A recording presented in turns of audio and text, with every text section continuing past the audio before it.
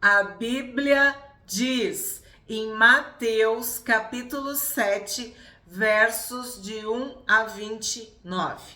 Não julguem para que vocês não sejam julgados, pois com o critério com que vocês julgarem, vocês serão julgados. E com a medida com que vocês tiverem medido, vocês também serão medidos. Estamos fazendo uma relação entre o Novo e o Antigo Testamento. E nós vimos que no Antigo Testamento havia juízes, havia anciãos, havia sacerdotes, levitas e o próprio Moisés.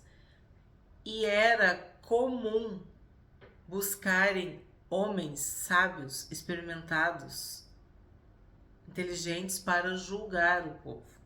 Então aqui, este versículo está falando de que o critério que tu julgar, a medida com que tu julgar, vai ser a medida que tu vai ser julgado e o critério que tu vai ser julgado.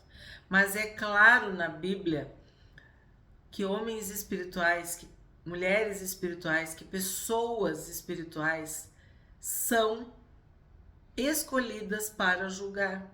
Temos um livro na Bíblia chamado Juízes. E o próprio Paulo falou que o homem espiritual julga tudo, analisa tudo, mas por ninguém é julgado. O que quer dizer isso? Que há um tempo para o julgamento e há um critério para o julgamento, há uma medida para o julgamento. A questão vem agora.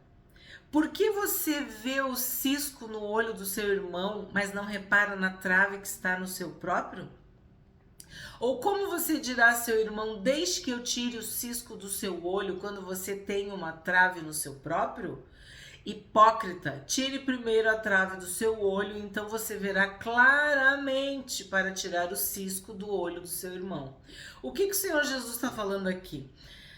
Sobre um cisco, que é algo tão pequenininho, mas que atrapalha o olho.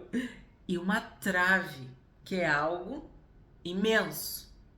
Então, é uma desproporção. É algo absurdamente diferente. Tu querer te invocar com o cisco do olho do irmão quando tu tem uma trave. E aí, o que o Senhor Jesus falou? Hipócrita. E esta palavra está acompanhando o nosso estudo do Sermão do Monte. Porque o maior problema é tu falar uma coisa e fazer outra. É tu exigir das pessoas um comportamento que tu não tem. É como a gente diz, não tem moral, não tem como, tu não tem autoridade, tu não tem vida. Como que tu vai julgar o teu irmão?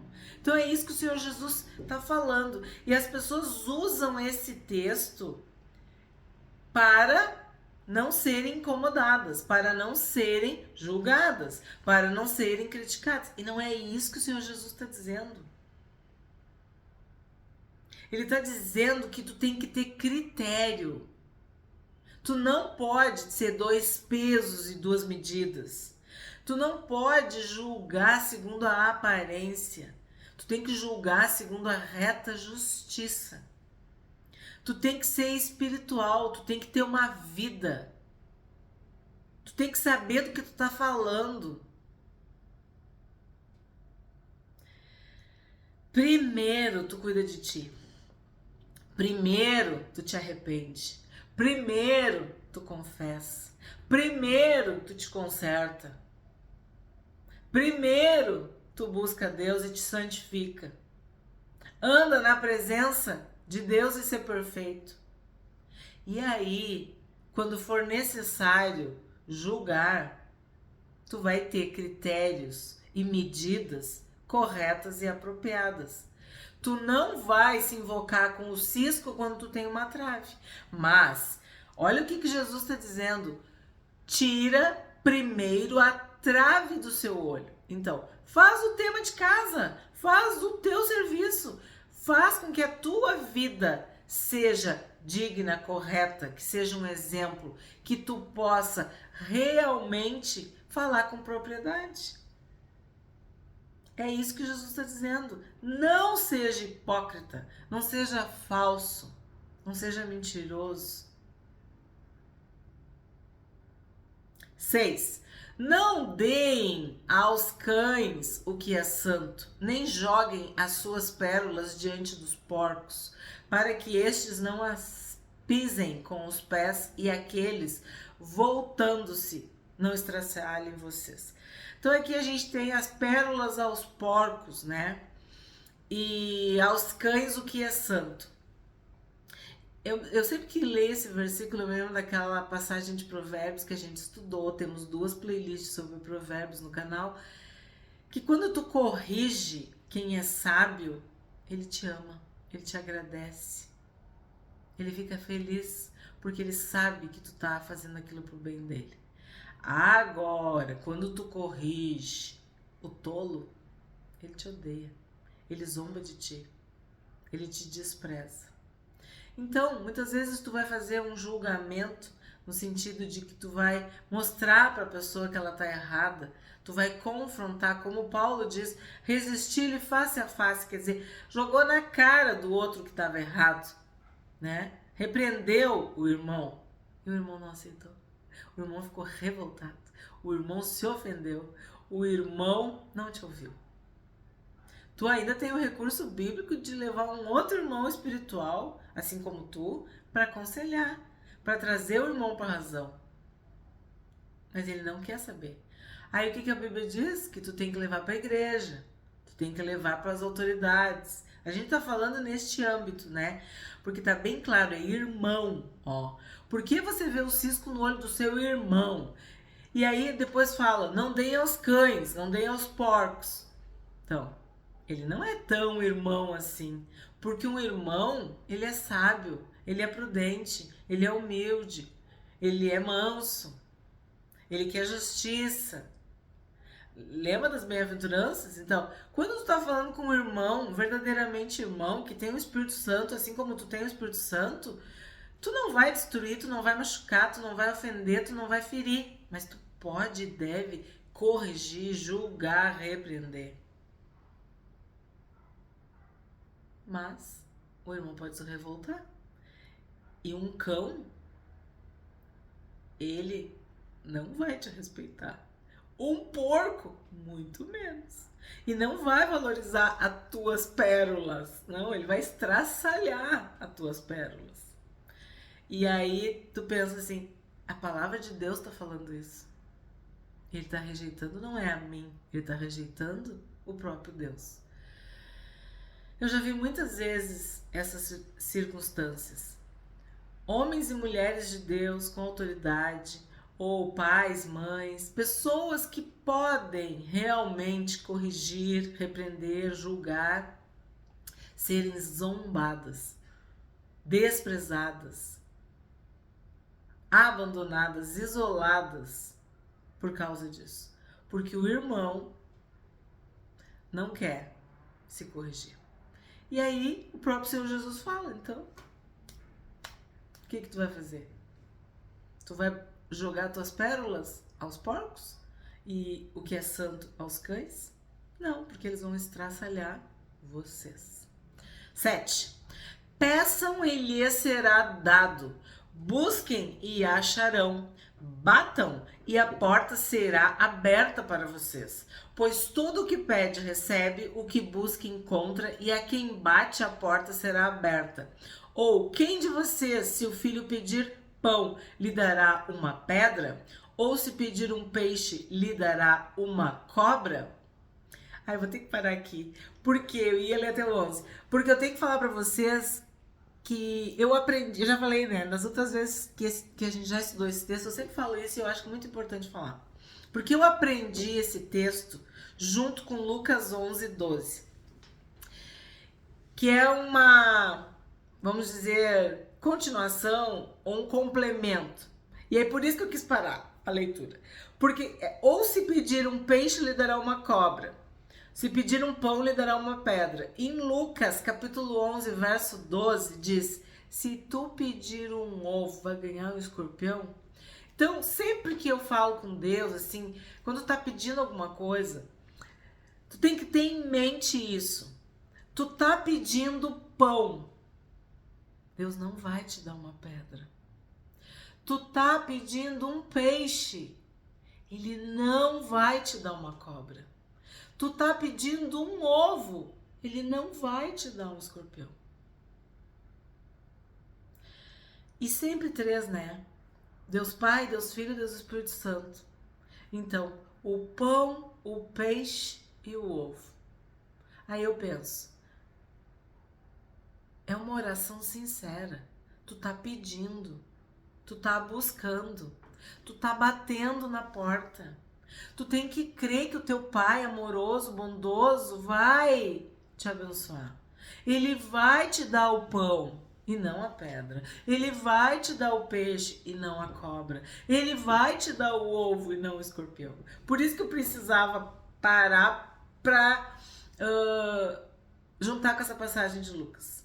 Porque eu acho que essa ênfase é muito importante para aumentar a nossa fé quando a gente faz uma oração.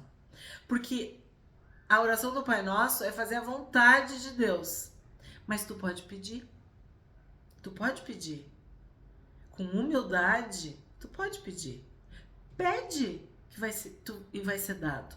Busca e tu vai achar. Bate e a porta vai ser aberta. Ora, se vocês que são maus sabem dar coisas boas aos seus filhos, quanto mais o Pai de vocês que está nos céus dará coisas boas aos que lhe pedirem. O Pai Celestial só tem coisa boa para os seus filhos.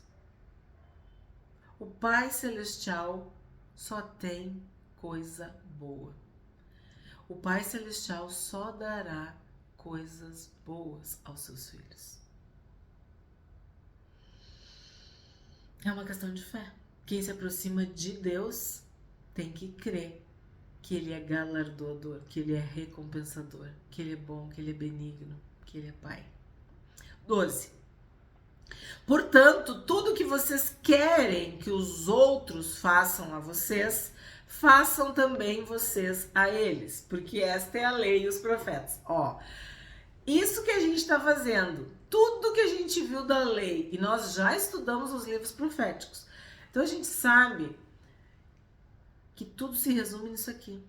Faz para os outros aquilo que tu quer que façam para ti.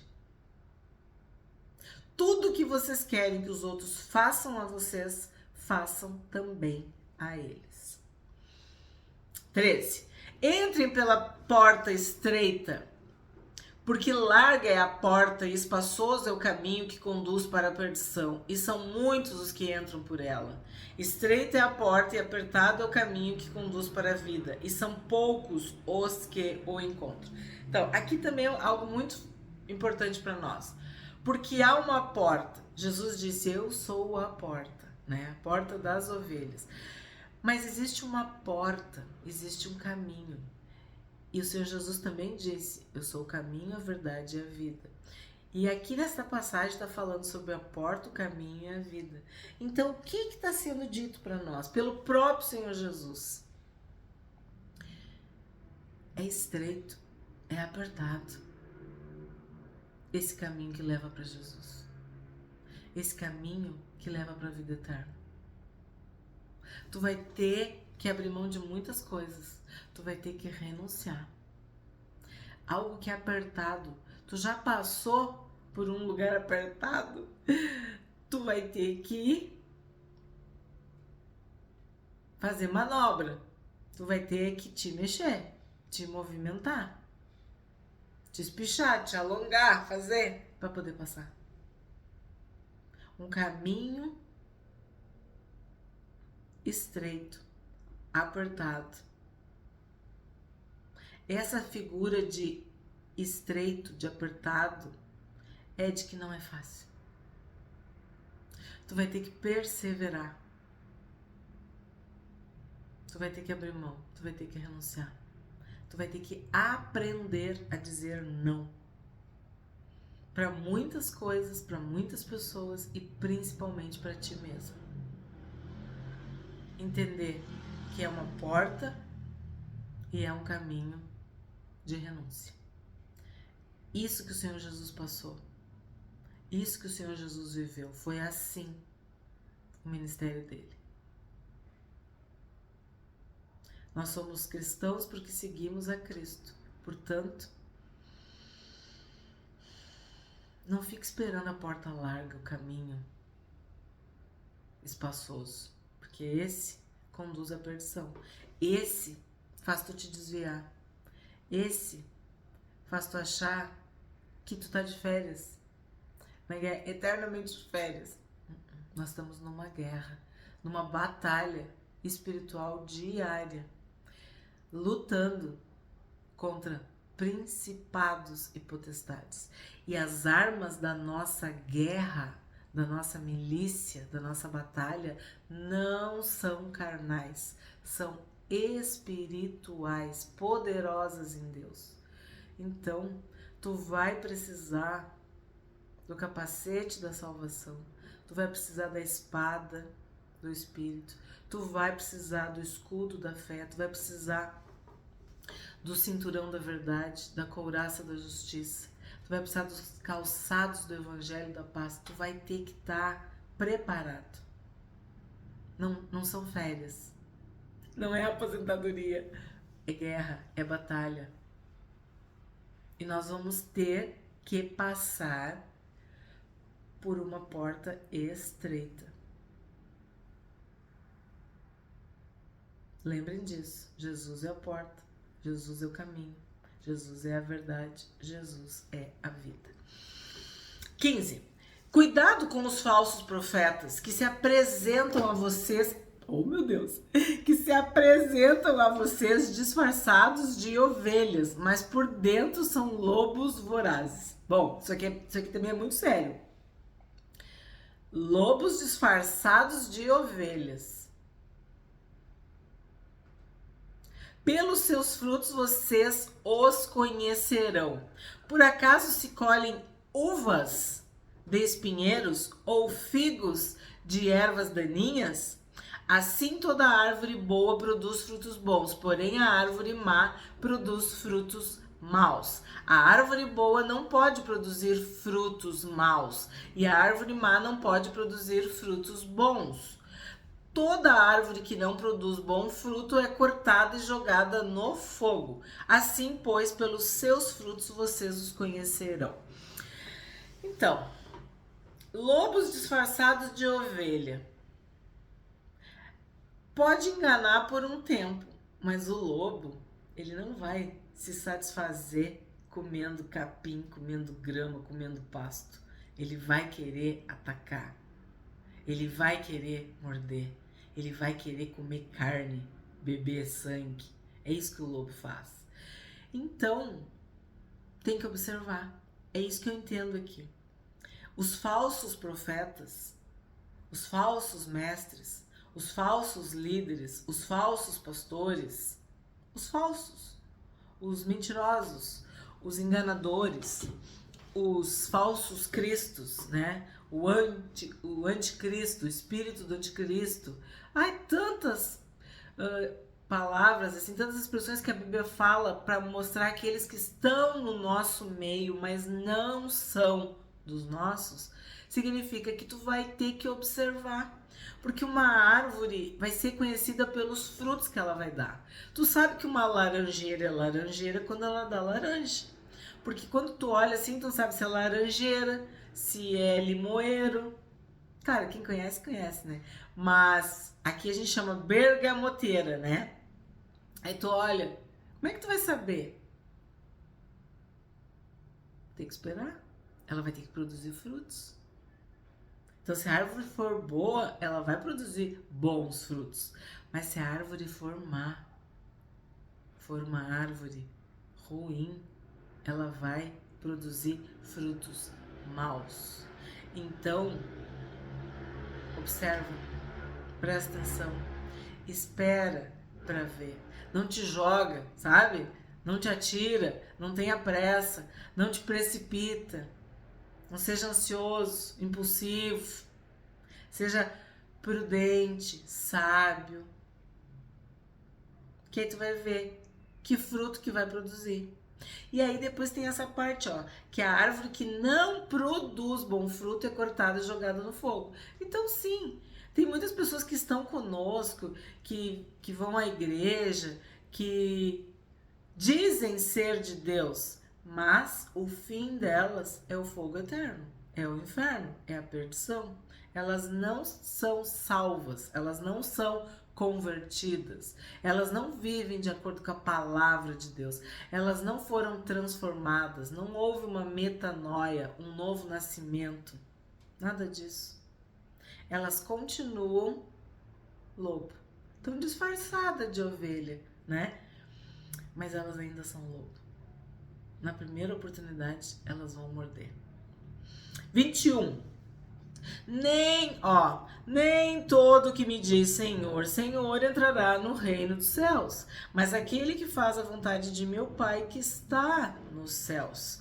Então, não é o que tu fala, nem tudo que me diz Senhor, Senhor, não é o que tu fala, não é o crentez, o evangeliquez, esse papo, né?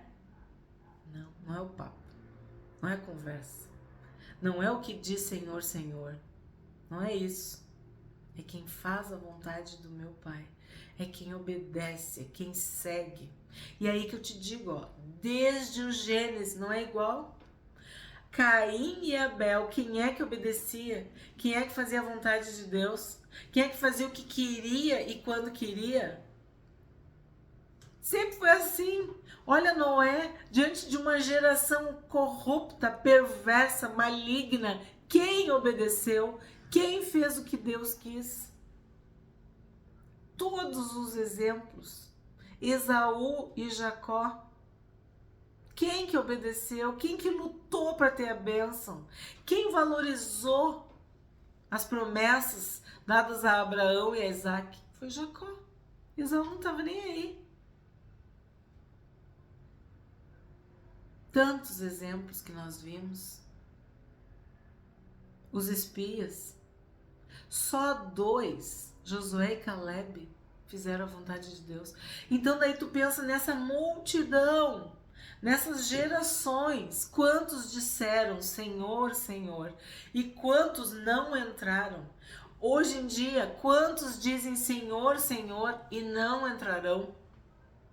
Porque não fazem a vontade de Deus? Muitos naquele dia vão me dizer, Senhor, Senhor, nós não profetizamos em seu nome, e em seu nome não expulsamos demônios, e em seu nome não fizemos muitos milagres? Eu lhes direi claramente, eu nunca conheci vocês, afastem-se de mim, vocês que praticam o mal. Então, o que está bem claro aqui? O que o Senhor Jesus está dizendo para mim, está dizendo para ti, está dizendo para nós? O que está aqui? Quem é filho de Deus é obediente. Filho de Deus faz a vontade do Pai. Quem não faz a vontade de Deus nem conhece a Deus. Então, eu nunca conheci vocês. Eu nunca conheci vocês. Mas Senhor, Senhor, eu fiz, eu falei, eu aconteci, eu fui, eu isso, eu aquilo. Não conheci, não conheço vocês. Lembra que esse dos espias, eles eram príncipes, líderes de boas famílias, foram escolhidos. Dos 12, só 2 entraram. Isso vale para a família, isso vale para a igreja. Que olha que os exemplos aqui, ó, profetizar, expulsar demônio, fazer milagre, tudo isso não vai valer nada, porque tu não fez a vontade de Deus, tu fez o que tu queria. E qual era a vontade de Deus? Tu experimentou a boa, agradável e perfeita vontade de Deus? Seja feita a tua vontade, assim na terra como ela é feita no céu?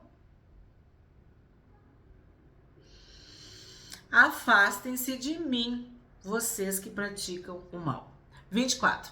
Todo aquele, pois, que ouve estas minhas palavras e as pratica, será comparado a um homem prudente que construiu a sua casa sobre a rocha. Caiu a chuva, transbordaram os rios, sopraram os ventos e bateram com força contra aquela casa. E ela não desabou, porque tinha sido construída sobre a rocha. E todo aquele que ouve estas minhas palavras e não as pratica, será comparado a um homem insensato que construiu a sua casa sobre a rocha. Caiu a chuva, transbordaram os rios, sopraram os ventos e bateram com força contra aquela casa. E ela desabou, sendo grande a sua ruína. Como eu disse, estamos encerrando, o Sermão do Monte. Temos uma playlist no canal em que eu detalhei. Tivemos mais tempo para estudar cada uma das partes. Então, hoje, nesses capítulos, eu tenho lido com vocês e feito um resumo. Então, aqui, o que a gente tem nessa passagem? Os dois fundamentos. Um construiu a casa sobre a rocha, o outro construiu a casa sobre a areia. Quem construiu a casa sobre a rocha era prudente. Quem construiu a casa sobre a areia era insensato, era louco. Por quê? Veio chuva, transbordaram os rios, sopraram os ventos e bateram com força contra aquela casa. Quem estava sobre a rocha permaneceu de pé. Quem estava sobre a areia desabou e foi grande a sua ruína. Isso aqui vale para tudo na nossa vida, mas principalmente para nossa salvação. Tu tá baseando a tua salvação na areia? Em coisas vãs? Em boas obras? Não vai resistir ao fogo. Nós temos que construir a nossa casa espiritual, a nossa salvação em Cristo, a rocha. Só em Cristo nós conseguiremos permanecer de pé, porque Ele nos fortalece, porque o Espírito Santo nos mantém de pé. Todos os dias renova a nossa fé, renova a nossa força, renova a nossa esperança, a nossa alegria, o nosso amor, a nossa paz. Então tu tem que construir a tua casa sobre a rocha. Isso indica que tu é sábio, que tu é prudente, que tu é um homem e uma mulher de Deus. Quando Jesus acabou de proferir estas palavras, as multidões estavam maravilhadas com a sua doutrina, porque ele as ensinava como quem tem autoridade e não como os escribas.